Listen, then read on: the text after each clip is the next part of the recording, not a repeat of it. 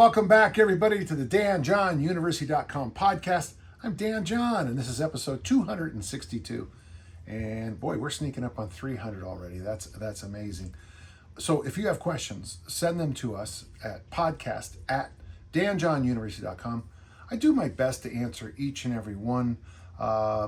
Sometimes there's some medical questions, or some questions are so personal, I just send the email to you.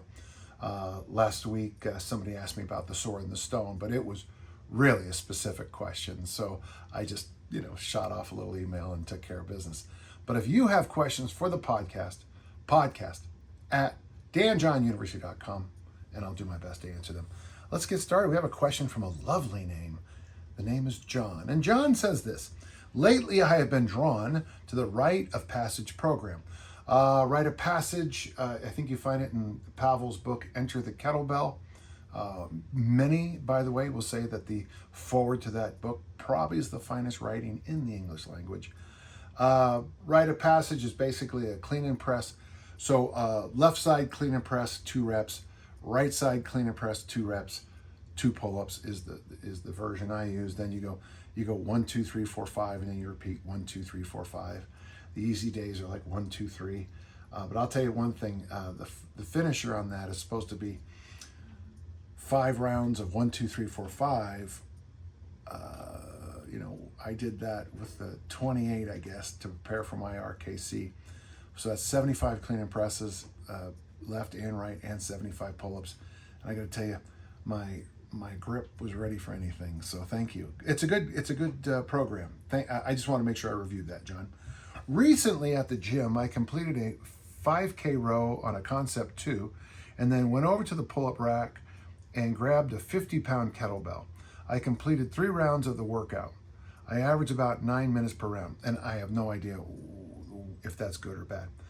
If I started fresh, I think I could have gone the prescribed 5 rounds and thrown in some swings at the end. Probably 75. I watched your YouTube video where you described doing this 3 times a week. Am I being too ambitious to consider attempting this program at 65? Is my timing good at 9 minutes per round? Well, you're not doing the Rite of Passage program, John. You're doing something else, because the Rite of Passage is clean and press, single kettlebell work, clean and press, pull up, though you can drop the pull up. So this is what happens sometimes, John, is that these, it's up here. The book is right over there. There's the book. There's right over there between Neuromass and Strength Rules by Danny Cavaldo. It's real hard for me to comment on programs that add extra things that aren't part of the original. I had somebody one time tell me that they were doing one of my programs, and the program was bench press, incline bench press, and half squat. And I will go to my death arguing I've never given that as a program to anybody anytime. So what about the Rite of Passage? And John, I'm only going to answer the question as I understand it. Is doing the Rite of Passage a good program for someone who's Social Security age, someone who's retired, or like myself at 67, having too much fun to retire? Is it a good program? I would say it's probably a good program, like just about everything. I think you start to hit the limit on the Rite of Passage, at least in my case. Usually I say a program lasts about 6 weeks. Weird thing about the Rite of Passage, I was able to go maybe longer, for sure 2 months, but it might have been 3 months, because that's what I used to prep for the RKC, Russian Kettlebell Certification, now known as the RKC. What's good about the program, if you do it as written, is that you have a heavy day, a medium day, and a light day. And I was able to arrange that around with my life. When I was doing this, I was teaching full time. I still had both of my daughters in high school when I did the program exactly as written the first time. It was about 2 decades ago. And all I had was a 28 kilo bell. That's all I had. So I had to do everything with it. What I liked is that I could do the Saturday workout would have been my hard day. And that was a day I would try to get, if you read the book, there's rungs and ladders. but let's just simplify it. I'll just make it the way I write it down. My hard day would be 1, 2, 3, 4, 5, 1, 2, 3, 4, 5, 1, 2, 3, 4, 5, 1, 2, 3, 4, 5, 1, 2, 3, 4, 5. My easy day would be 1, 2, 3, 1, 2, 3, 1, 2, 3, which, by the way, even though that's still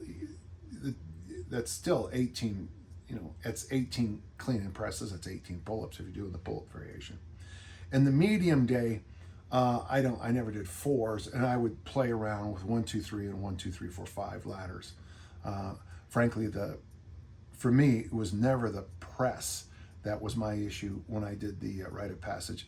For me personally, was the accumulation of reps. I wish I had a better reason to tell you this, but I thought I was in good shape, but some of these programs just take you out. Had a good talk with my friend Josh yesterday. He runs a kettlebell gym over there in New Jersey, and we were talking about doing the Secret Service test plus pressing the beast. And I did that years ago, where you strive to do everything in half an hour. So I clean and pressed the beast and just basically walked over the 24 and had to do 200 reps in 10 minutes of the snatch. Well, I just tried to get through as many reps as I could in the first 5 minutes, so I would have plenty of time in the last 5 minutes just to hang on and survive. As a thrower, as an American football player, as a Highland Game athlete, there is a need for some condition, sure, some work capacity, sure, but I'm certainly no marathoner. The heavy day, I liked Saturday. The medium day worked out for me on Mondays, and the light day was either Wednesday or Thursday, depending on schedule. One year we had track meets on Wednesday, so I made my easy day Thursdays. The next year the region switched things around, and Thursday was a track meet day, so I had my easy day on Wednesday. After you do that, you roll the dice. On the heavy day, you do snatches. On the other 2 days, you do swings. And what I found out later on is I quit rolling the dice, and I just would do, usually it was about 10 minutes of swings. What that means is you swing, you put the weight down, you relax a little bit, you swing, you put the weight down, and just try to score up to, at the time I was doing 250 swings each workout. This is before I heard about Pat Flynn's 300 challenge and long before the 10,000 swing challenge. I don't know if you really need more than 250 swings on the rite of passage. Honestly, I'm guessing 75, 125, 250. Those might be the best 3 numbers to play with. And an interesting idea is if you're doing those 3 numbers, maybe on the easy day, do one of the higher rep swing days, the 250 or the 125. On the medium, the 125 or 250. And on the light day, maybe 75 snatches. It's not an even number, but you can work around that pretty easily. John, what I'd like you to do, if you don't mind, I want you to get back to me on where you got this workout with the Concept 2 rower with the pull-up rack, and maybe I can get some numbers on that and get back to you. Okay? Thank you. I wish I could do a better job in your question, but I think we have a lack of clarity here. Okay? Thank you. We have a question from David. Okay? He goes, David says this. It's interesting. So the first person is John. The second one is David. Too bad we don't have a Daniel and an Arthur, and we'd get all 4 of my names. I like, and he's got the little air quotes on it, the 10,000 swing challenge because that amount of volume busts through plateaus and skyrockets my performance for that exercise. Is there a similar protocol for other exercises, press, squats, etc.? So that's interesting, David. So not everybody, adapts like you do, but many. I'm surprised how many people do. One of the lessons I learned when I first started training, in fact, I want to say it was Mike Metzer who said it. Now he was the high intensity guy, but obviously he trained in all kinds of different methods. But one of the things he said in one of his books, I'm pretty sure it was in one of his books, could have been an article, that when you first start to lift, you should lift the same exercises every day for a couple of, maybe up to 2 weeks, I think it was, just so you could learn the exercises and keep soreness at bay a little bit. So some people really thrive just coming back. There is something called Squat-Vember, I think, where a whole bunch of people online all agree to squat every day in the month of November. And I think I'm right. I think it's Squat-Vember. Squatting every single day for a month is going to break through some things for you. A fun thing to do, I don't know what equipment you have, but say like you're a kettlebell guy and you said, I'm going to do 50 goblet squats every day for a month. I mean, I think that'd be a really good challenge. You certainly don't want to do one set of 50, though that might be a fun experiment. By the way, I tried to do, we came up with a concept called Lean Made Simple, and we tried to take the workout program from Mass Made Simple, because a lot of people tell me when they do mass building programs, because of the hit on the body, some people lose body fat doing it. When I was doing a high squat program a long time ago, I lost body fat because I was doing 2-hour workouts, and it was just 3 sets of 30 in 2 hours. But my body just couldn't keep up, and I lost some body fat doing it. If you do 50 goblet squats, getting back to the story, even though I can back squat my body weight for 50, I struggle goblet squatting a 24 kilo for 50 because of this position that you have to be in the whole time. There was no place to rest my arms. That's not the most cool thing I've ever said, but it's true. So the one thing you could do is you could do the squat every day. In my book, Armor Building Formula, some people ask me about whether they can just do the armor building complex and the high rep presses, just that. And I know it works for 2 weeks, maybe even up to 3 weeks before most people start to, the wheels start falling off and the fender falls off and the rear side mirror breaks. Things start to crumble. But I think you could do something like that. I do know some people who've said, okay, I'm gonna do the armor building challenge every day. If you're gonna do the armor building challenge, okay, and I'll say it again, that's 2 double kettlebell cleans, 1 double kettlebell press, and 3 double kettlebell front squats. I wouldn't say doing that for 30 minutes every day, because that would be a lot. But it'd be fun to see if you could do that 15 rounds, 15 minutes, 20 rounds, 20 minutes every day for a month. After about a month, and you'll notice with the 10,000 swing challenge, David, the way we did it, it's 5 days a week for 4 weeks, gets you the 10,000 swings. I've had other people tell me they did 4 days a week for 5 weeks, but most people start after about the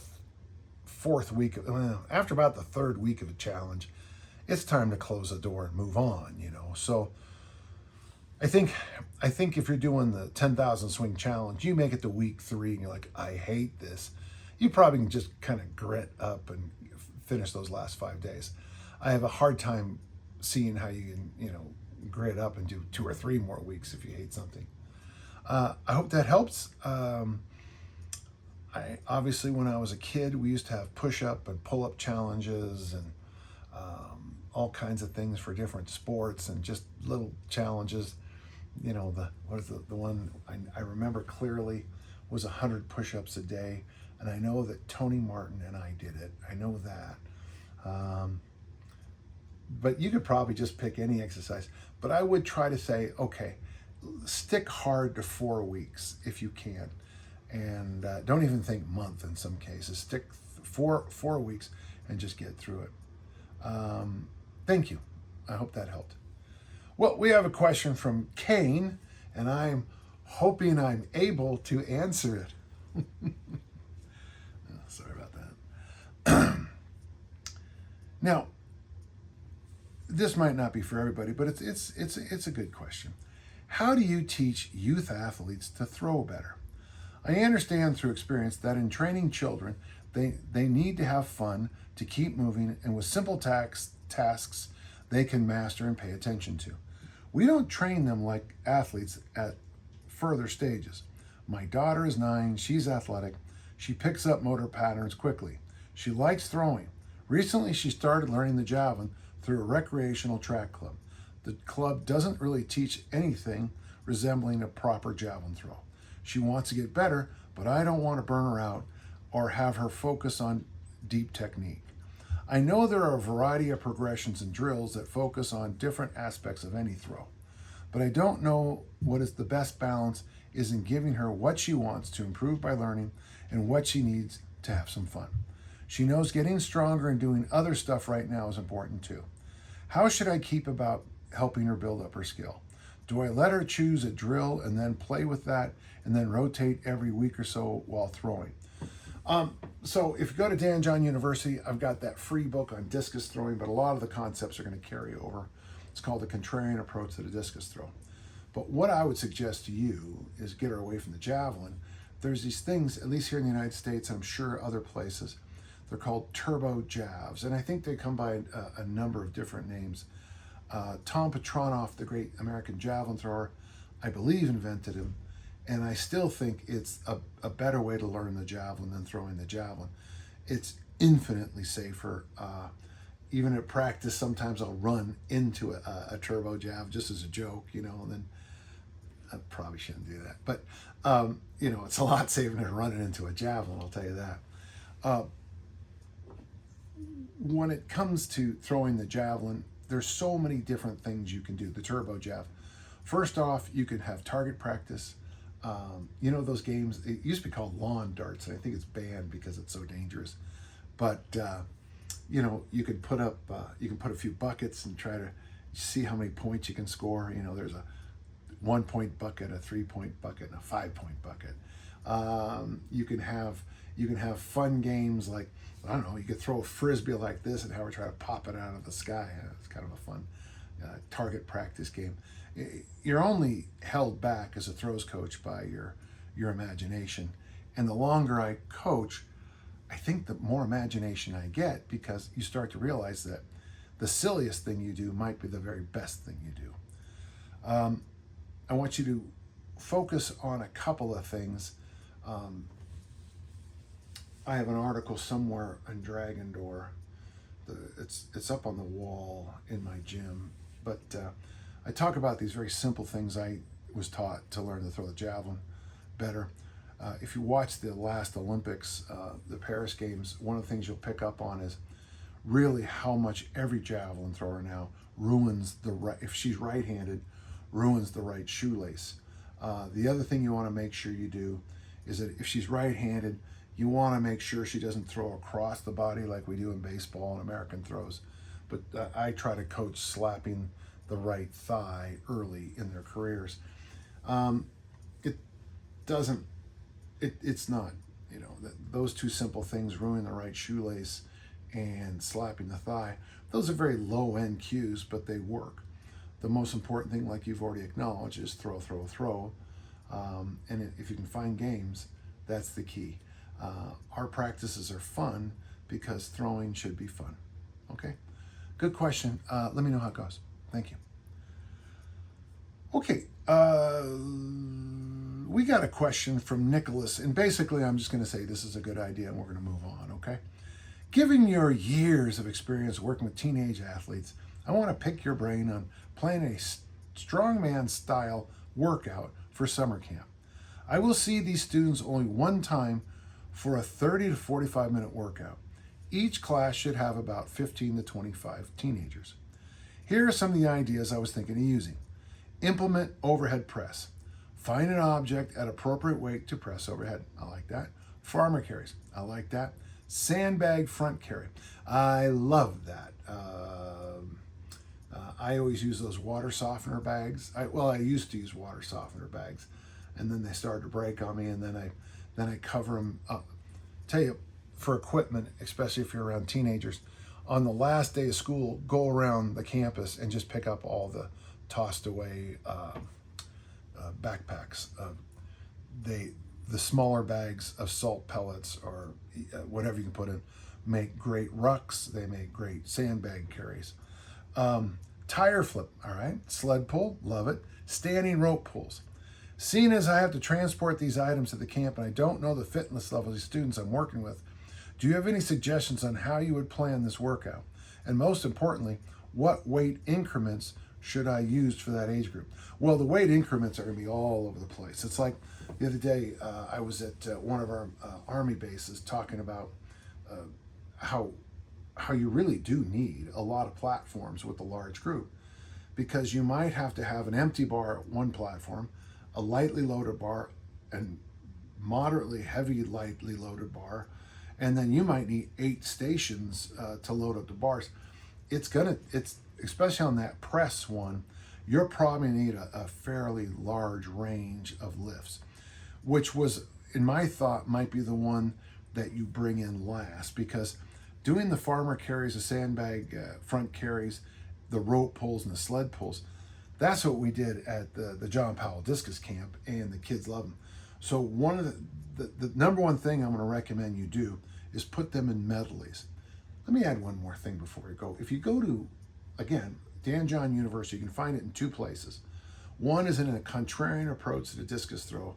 I show you, and there's pictures of us doing these medleys. But also in there are the old Get Up archives, and you're gonna have to kind of weed through those a little bit, but you'll find all of our suggestions about training the medley. So what is a medley? So with what you have here, you would, I don't know, you just do it just like this. You start off with the farmer carry, and they go from this cone to that cone. Then they pick up the sandbag and they go back to the original cone. Then they flip the tire back to the start. Then they do the sled pull, and then they do the standing rope pull. They're done, next person's up. The first rule is you have to finish. Over time, some people will want to be timed, but make sure everyone goes through it. So yeah, so it's back to back to back to back to back to back, as many things as you have. Leave the implements out and let them play with them a little bit. Have them invent things. You'd be surprised what they'll come up with. For the overhead press idea, that could be a different station, but I would, instead of doing for weight, I would do it for reps. Say like all you have is a 20-pound dumbbell. Let's say that, and you do it 10 times. I do it 20 times. Seriously, the person after us is going to do it 30 times, and somebody else might do it 100 times. And it's just fun to watch kids figure out how to progress, how to ratchet up intensity, and how to just be better. I hope that helped. I love strongman medleys. I think, in fact, over time I changed most of my high school American football training to be more medley-like. Well, but we would include, front squats for 5, bench press for 5, power cleans for 5, and then hurl, run over, a farmer carry, and a few other things. So the medley was also weightlifting stuff. Just a lot of fun. Hope that helped. I know that as I kind of review the answer in my head, I seem like I was a little bit all over the place, but it's always hard to, sometimes we have to use our imagination to be better coaches, and it's hard for me to, try to throw more imagination on you as a question. It was for your question. I hope that helped. Think this through. I think you're gonna have a lot of fun. And if you have any buddies, friends that might want to try it with them, and then I can guarantee at the end of half an hour, you'll come up with a whole other set of fun ideas to do too. So thank you. Okay. Well, Joe asks a question. These are always tough questions because he's asking about his own training with certain specifics in there, but let's do it. I am trying to balance moderate distance running, about 15 to 20 miles per week, and kettlebells 2 to 3 times a week. For the kettlebells, I usually stick to a mix of swings, cleans, and presses, along with the ABC workout on 1 or 2 days. I have a pair of 16s and a pair of 24s. I have found this to be very compatible with the running, but I want to avoid chasing too many rabbits. It's funny you said that, because that was my worry, and for some reason I missed that phrase when I read it the first time. Do you have any suggestions on how to structure the weekly routine of runs and workouts to enhance both activities? Well, I would say at least 1 day a week you have a fairly long run, probably half the total mileage. So if you're running 20 miles a week, maybe on Sunday, run for 10 miles. And you'll follow my idea in just a second. And then divide up the other 2 workouts into those other 10 miles. So those will keep you fresh. And on the Saturday workout, or however you work it out, but my thought is Saturday, that would be the hard ABC workout. Now, if you're concerned that the ABC impacts the running, just flip the days. But have a back-to-back day. So you got the ABCs on one of the days in any direction you want to go, and the longer run on the other day. If Saturday and Sunday don't work out for you, shift it to whatever's appropriate. After those 2 back-to-back days, I would take a day off for sure. The next day, I would do a combination where you do kettlebells followed by a run. Take a day off. The next day, kettlebells followed by a run, and take the next day off. And my thought on the kettlebells followed by a run, is you're getting the twofer on that. So the warm-up you get out of the kettlebells is going to take care of the run. And the nice thing is, if you decide to run 6 miles one day and 4 the other, none of that should be too impactful for you. But that's usually one of the things I recommend when people try to combine. Interesting, again, yesterday I had a conversation about this hybrid training idea that a lot of people are doing now. Where you want to, you deadlift 600 pounds and then you run a marathon or something like that. It's really hard to make those kinds of things work. It is, it takes a lot of thinking, a lot of headspace. It takes a lot of practice, trial and error, and I would say mostly error. And but I think this is a good idea, Joe. Okay, so you're going to have 3 running sessions ish a week, 3 kettlebell sessions ish a week. Of course, you have 1 day of kettlebells only and 1 day of running only. So it's 4 on days a week and 3 off. And I think that's reasonable and maintainable. All right. It's a fun question, Joe. If you have any follow-ups or insights, I'd love to hear it. Okay. Thank you. Okay, we got a question from Steve. I'd like to do your 2-3-5 ladder scheme for hypertrophy with single clean and press. Yeah, that's very much what you'll see in my my little gym right there all the time. Yeah, I know you say you can quickly get up to 50 reps very quickly using this. Although I am guessing you don't recommend that the first day or even every week. I was wondering your advice on progressing from 1 ladder to 5 ladders on a 5-day-a-week basis with the 24, and perhaps when a good endpoint would be. Well, it's interesting, because if you get the book, Armor Building Formula, which is right here, it's available at danjohnuniversity.com/bookstore. We sort of talk about this. I also have the single bell armor building formula in there too. I guess if you decide to go on your own way here, the 2-3-5-10 ladder is a total of 20 reps. So it's interesting because, really, when I do it, and honestly, usually I do it with double bells because I would get bored, I think, doing it with singles because it would take twice as long, and being honest right there. You can go easy, medium, hard, very simply. If you do 5 rounds of 2-3-5-10, that's 100 reps. That's a lot of work. Now, if you're doing singles, I'm not sure you'd ever want to get much more over 3 of those 2-3-5-10s, just because of the time. You're looking at 120 reps right there. So a very simple idea is that you could do 3-1-2 each week. So on your hard day, you're doing 3 rounds at 2-3-5-10. On your easy day, you're just doing 1 round. On that easy day, I would suggest really looking into your shortcomings, your weaknesses, your issues, whatever is a nice way to say it, and do a little bit extra work on the easy day on those issues.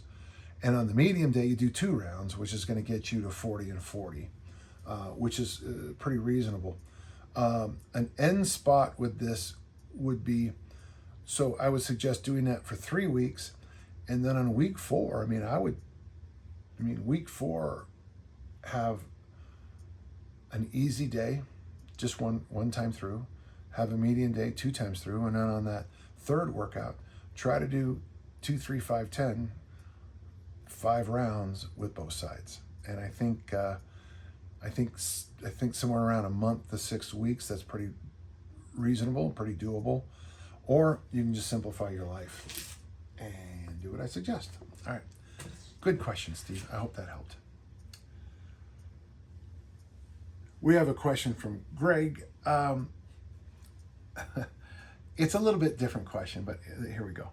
From Greg. Between your lifelong experience in physical fitness and your study of philosophy, theology, and religious studies, what are your thoughts about the connection between physical fitness and spiritual fitness? What's the relationship between body and soul? So I've actually written and published a number of articles on spirituality and fitness. Ascetics, which is an older term, is actually a religious term. It means spiritual exercise. All I can say is this. If you're an athlete long enough, if you're a parent long enough, if you're a human person long enough, most of us tend to find that strange moment in life where, Vasilov, the great Soviet lifter, used to say, the white moments of success. And I thought that was a beautiful line. And that's the way I heard the translation. These beautiful moments as an athlete or a dad or mom or whatever, where you just feel like you transcend life. I've had those moments where I can think in team sports. Frank Caesar and I, we just went ahead, only a few seconds left to go in the game. And we both commented on the field of play before Terranova lined up that not only was there no way to score, but we could just feel these weird connections between us, our defense, and the fans. It was like, you could just feel yourself vibrating. I have made lifts in competition in which there's no way, I don't think my body could do it. Well, obviously it did. But it was, other things kicked in. Spirituality and the athlete, I feel like I'm rambling a little bit already, but to me it's one of those things that it's an important thing in what we do. And even if you're a non-believer, I'm saying the idea of the value of meditation, the value of calming yourself, the living in the zone is a phrase you hear sometimes. All these things happen and all these things are true. One of the reasons I like the work of Joseph Campbell so much is that he was a runner when he was at the university. I want to say Yale, but I could be wrong.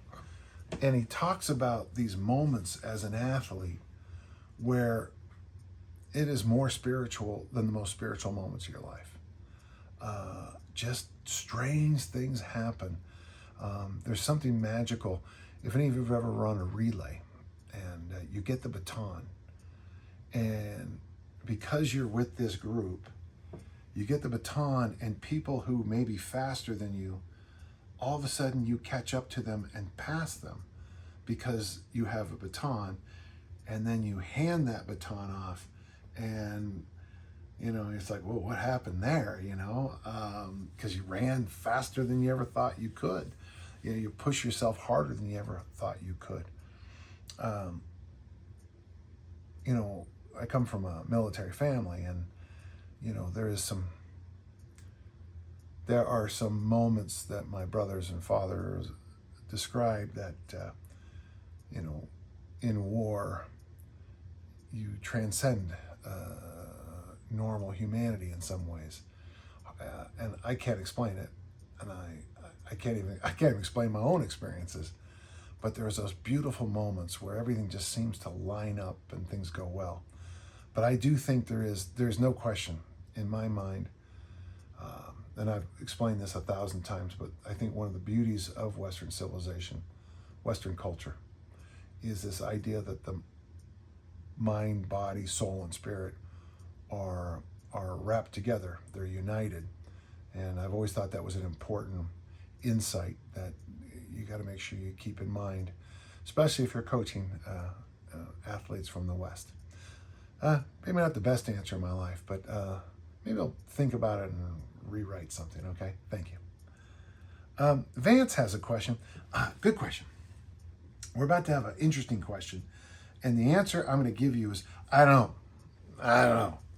Because no matter what I say, I'm going to get something negative in the comments, but I do think it's funny when I get negative comments sometimes or I got someone scolding me the other day in a comment because the thumbnail didn't line up with with what I said, and I thought, really, this is what we attack people for on a free podcast. Yeah. Vance asked this. I hope you're my friend, Vance. I miss you. I have questions about ab workouts. I've heard repeatedly that I should do abs every day. My questions are, is there any truth to that?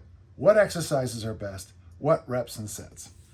Okay, and here's why I can't answer the question, because no matter what I say, people believe the exact opposite is true. First off, the ab wall, especially the ab wall, because that's usually what people are thinking about. Interesting, being a throws coach and American football and all those things, anaconda strength is so important to us, holding together. The other thing that's really important for throws coaches is just staying right on, not bending during the performance, putting all the energy in the implement.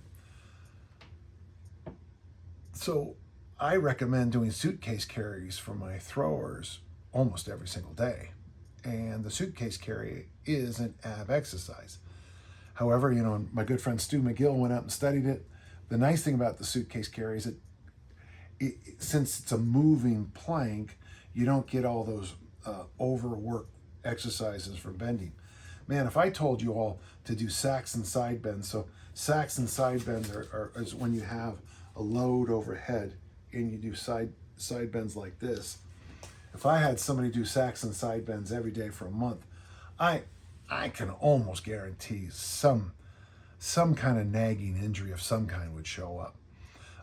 When people talk about doing ab exercises, then usually they're talking about the crunch family, the sit-up family, the leg raise family, targeting your 8-pack, if you're me.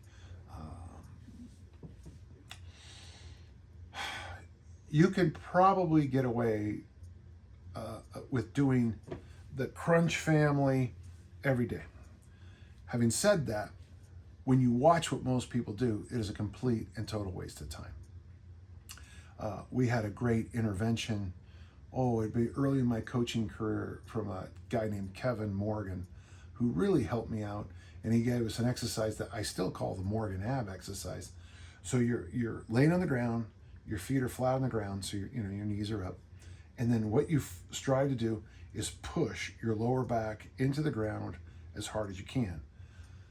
After you push as hard as you can, at the same time you bring your chin up as high as you can on your, basically about your sternum. Try to hit your sternum. And then you cross your arms and you give yourself a nice hug to support this.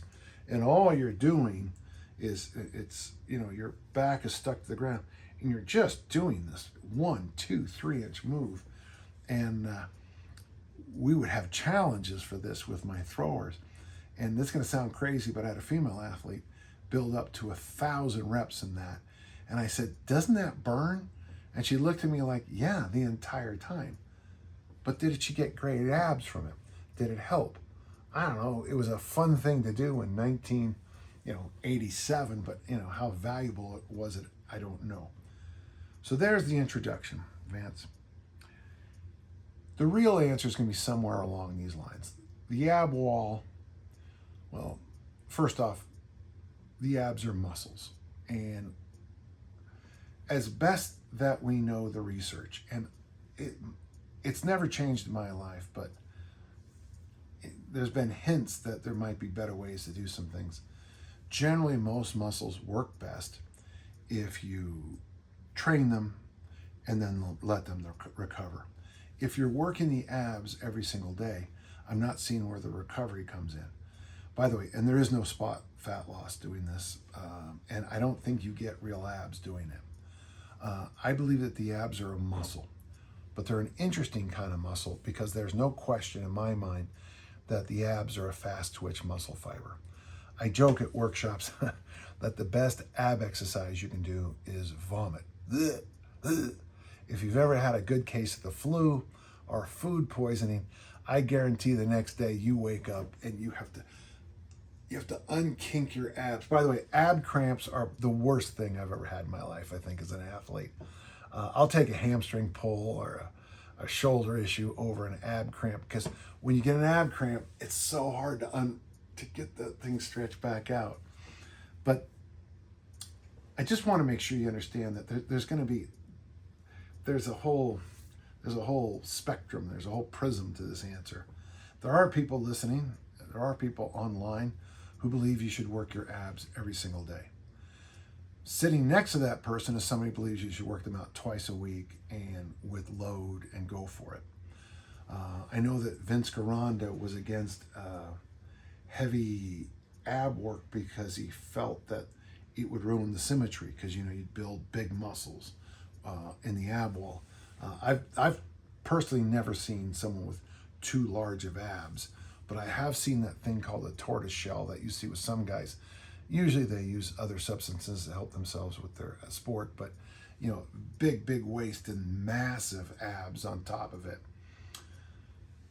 Frankly, I think this. To build your abs, there's basically two exercises. I'll give you three. I'll give you my favorite three. The first is the exercise called the ab wheel. I think the ab wheel is the answer to all ab questions. I don't really think you need to go more than 10 reps. And also I caution people to be careful. I do have that strange, it's almost just before you get a hernia, but where you lean back and the middle part of your belly sticks through. It's not yet a hernia, but there's a name for it. I don't remember what it is. Sorry. But I have to be careful with the ab wheel, because if I go too hard, I really do kind of bang myself up a little bit. So sets of 10 in the ab wheel. I would I would come in very gentle when you do the ab wheel for the first time. Don't get yourself into one of those bets, hold my beer and watch this. I'm going to do the 10,000 ab wheel challenge. Oh my God. Now there's an idea for you. Someone was asking about a challenge earlier.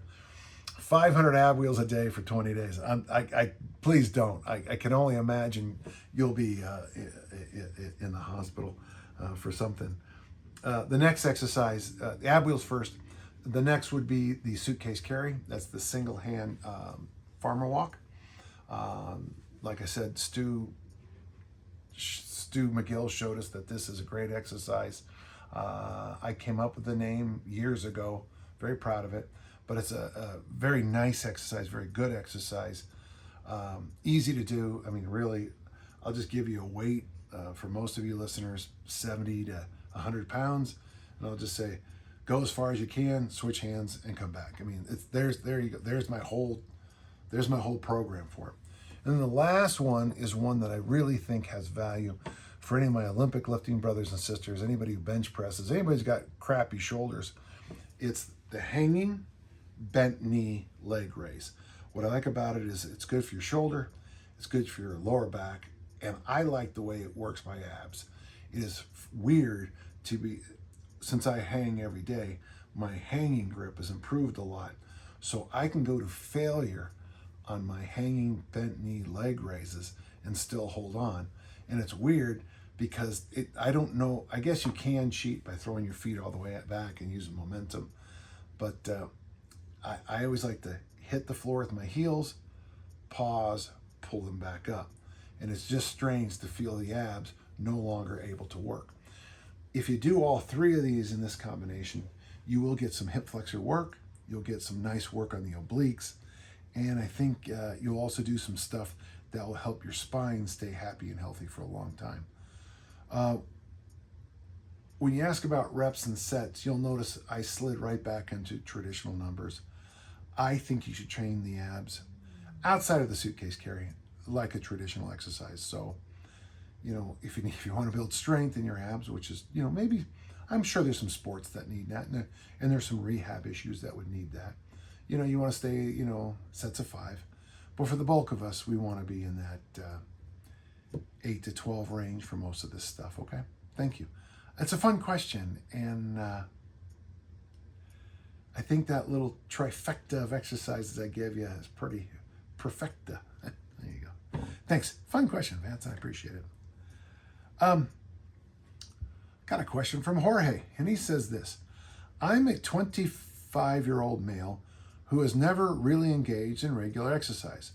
I would describe myself as skinny fat with some very lovable love handles. Well, you should have left some, that is, how attractive is that? Yes.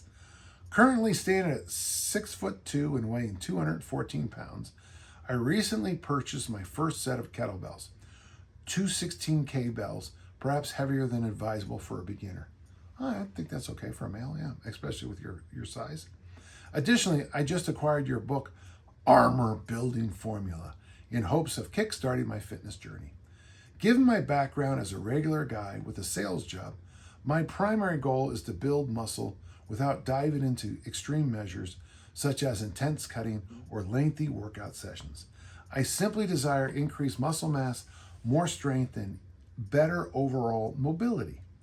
Any guidance or advice you could help me on this journey would be greatly recommended. First thing, folks, and Jorge especially, you're 25, and I got to tell you, I'm so happy that you're dealing with this now, because at 30, 35, 40, 45, it's going to be much more difficult.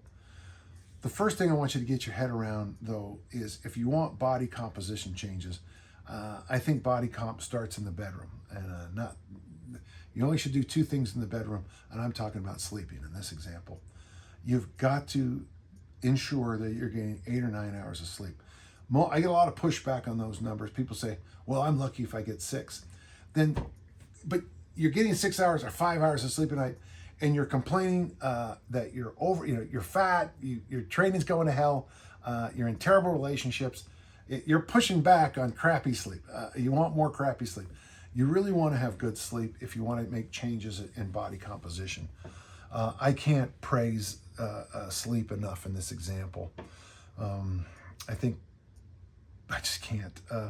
The next thing is, and I hope you would even consider, Jorge, picking up my book, Easy Strength for Fat Loss. But don't worry if you don't, because I'm going to summarize it for you. But after those 8 or 9 hours of sleep, before I go to bed, do I have any out here? Shoot. It must be in the... But I take a sleep supplement called Hibernate, and it's got vitamin D, it's got magnesium, zinc, and just a hint of melatonin. I think that really helps me well. I also have an eye mask on the road. I will wear earplugs, and you gotta be careful because you don't want to sleep through anything. But an eye mask, earplugs is appropriate.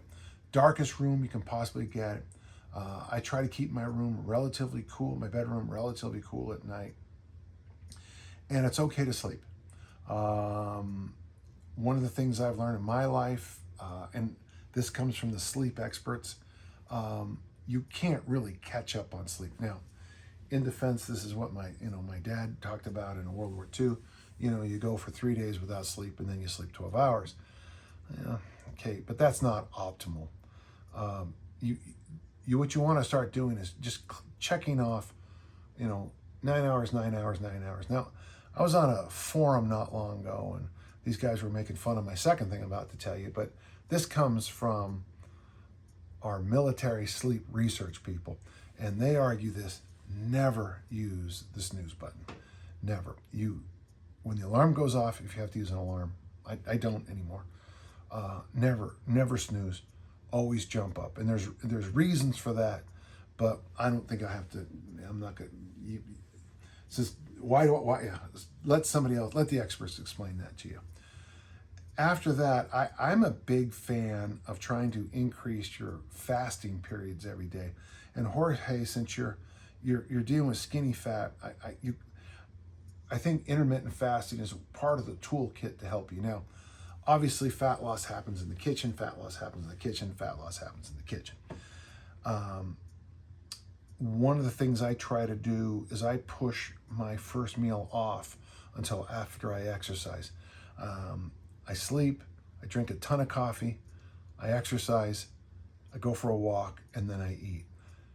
One thing, Jorge, and you're just really going to have to accept the fact that vegetables are your friend. And not everybody likes to hear that, I can guarantee you that.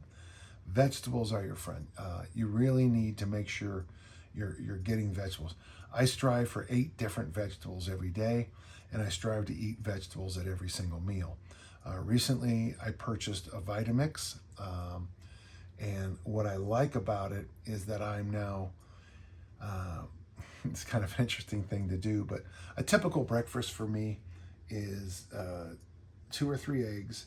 I make this overnight oats with protein and cinnamon, sauerkraut that I make myself. And then for a while I was adding vegetables, but what I do now is I take my Vitamix and I put in a protein drink. It's called Premier Protein, Pure Protein Premier, something like that. It's got 30 grams. It's vanilla, 30 grams. And then I throw in like zucchini. I throw in, today I threw in arugula, which gave it a real peppery taste.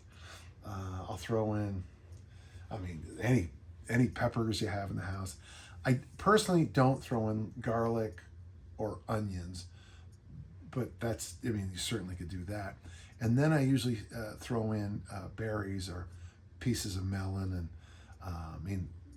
and then you go, roar, roar, and you have anywhere, and all of a sudden now you got this little drink with lots of protein.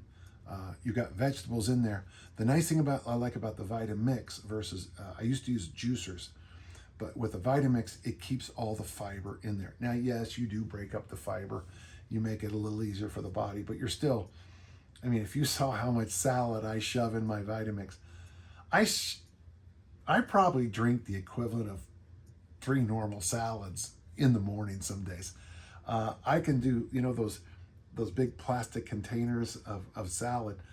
I can take one of those and with tomatoes, with celery, with everything else, shove them in, and it just becomes a glass about this big. It's amazing, and it's very filling. So that's one thought I have. Okay, so on the food side for you, good night's sleep, drink your damn coffee, fast if appropriate, and then at every meal, veggies, protein, water. Every meal, veggie, protein, water. From there, I love the fact that you've got the armor building formula. I'm going to tell you from the heart, Jorge, if you did the armor building formula as written in the book, as I tell you, okay, with those double 16s, and you, after every workout, you go for a walk. Ideally, you go for a walk in a fasted state, but people have schedules. I get that. You do what you can do. I really think this is a win-win. Now, you know, in hindsight, if that doesn't work out because of work, you can't walk after the workout, for example. If you can do an exercycle, I mean, if you have,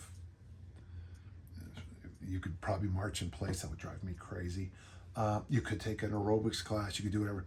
But just make sure you wind down. By the way, not a high intensity one, really low end. I think people work way too hard in their aerobic classes. And the knock that I have on that is that I think that does lead to skinny fat also. So 2 things, man. First, congrats for making the decision young. I think that's, hats off to you, Jorge, and I'm here for you. You've got the armor building formula. You've got those double 16s, which I think is great. So armor builder formula and those double 16s. If that's all you do, okay, good for you. But let's make a commitment to the sleep, make a commitment to fasting of some kind, and make a commitment to veggies at every meal. And if you can, the walk after those workouts. I can't make any promises because I don't know how, I can't guess how hard or, you know, how well you adhere to all this. But if you do those basics and you do the concept that we have, Mike and I joke about, my gym method is 52 by 5. 5 days a week, 52 weeks a year. I mean, there's nothing magical about that. I think good things will happen, okay? Jorge, that's a great question. And I got to tell you, I can't imagine a better question to finish this podcast with than that. And the nice thing about this week's podcast is I got kind of inspired by almost every one of these questions this week. They were good. They were different. We're talking about dads helping, people trying to turn their lives around. Man, hats off to all of you, and I'm honored to be part of your journey. So, folks, remember, if you have questions, you'll send them to podcast@danjohnuniversity.com. Each and every week, I sit down here and I answer these questions. And until next time, let's all keep on lifting and learning. Thank you.